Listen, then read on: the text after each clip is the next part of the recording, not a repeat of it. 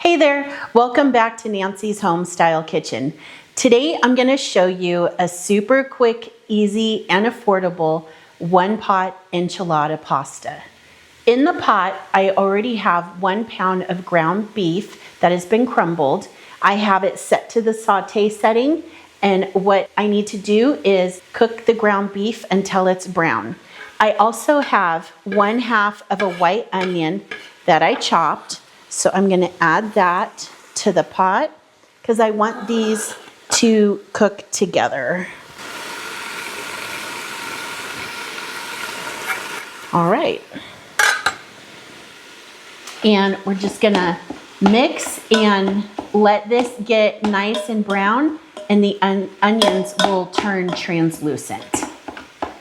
The meat is almost browned, so just before the end, I'm going to add 1 clove of garlic that I have crushed and 2 teaspoons of chili powder,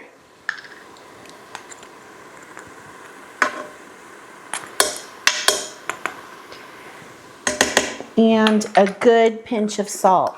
You don't want to add the garlic right at the beginning when you add the onions, because garlic doesn't take very long at all to brown, and if you put it in too early, it has a tendency to burn. Okay, so a couple pinches of salt, which is maybe a teaspoon, if that. And we will just mix it up. Now, as soon as that garlic hits the bottom of the pan, you can smell it. So it smells very nice and fragrant.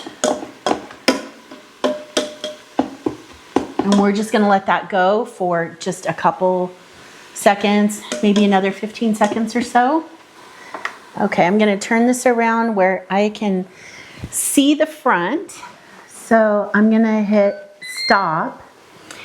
And to this pot, we are going to add I think it's a 28-ounce can of enchilada sauce.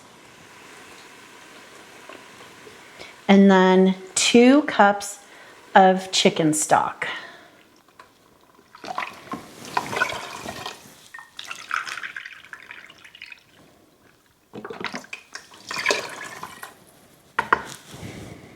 The next ingredient we need to add is a 1/4 cup of tomato paste. I got tired of buying cans of tomato paste and only using half.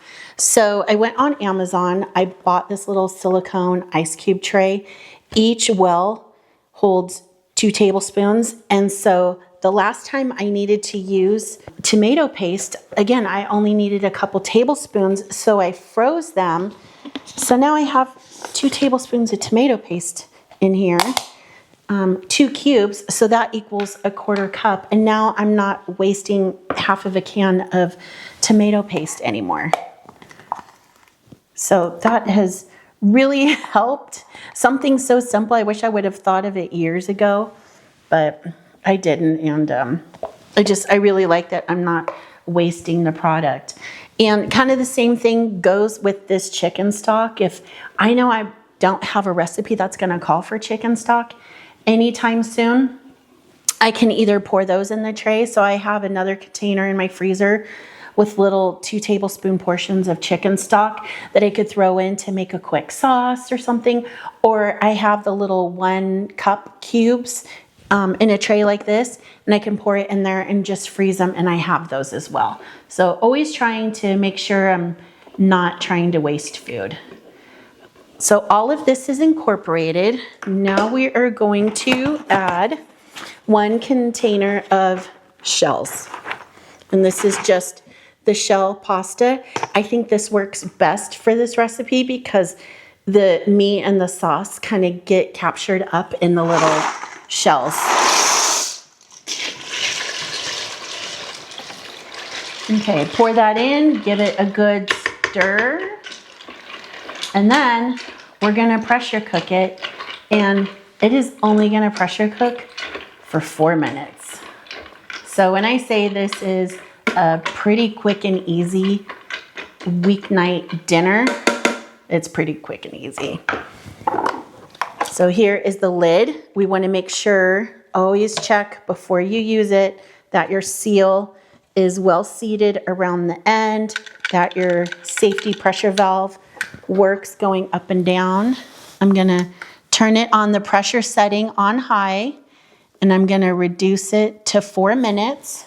Put the lid on.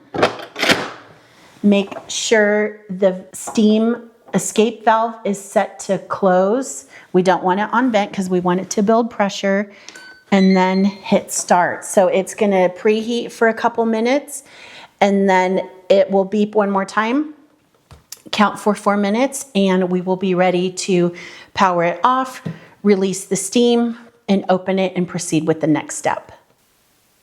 Our 4-minute timer is up. So I'm gonna hit stop, turn the power off, and then I want to vent the lid. So I'm gonna turn that. It's gonna take a couple minutes for it to finish venting and for the safety button to depress. Okay, the safety button just depressed.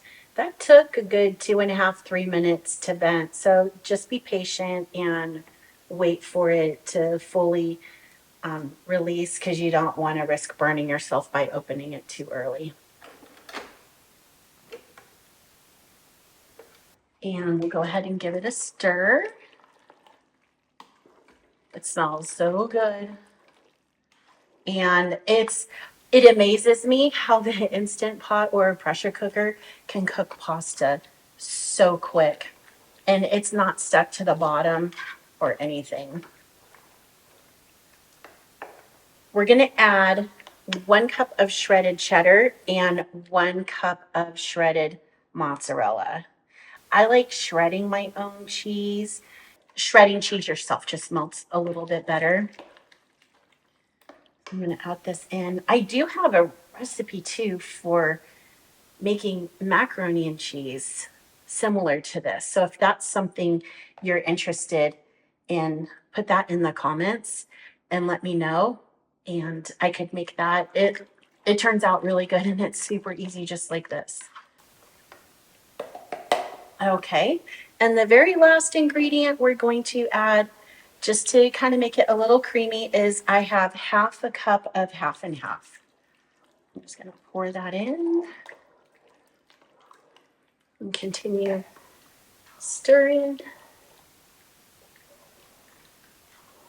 And now we are done. When this cools, the sauce does thicken up a bit. It's really, really hot right now, so it's still, I wouldn't call it runny, but it will definitely thicken up a little bit.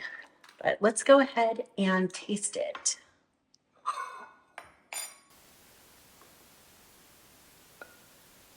So you can see how well the shells hold in the sauce and the meat.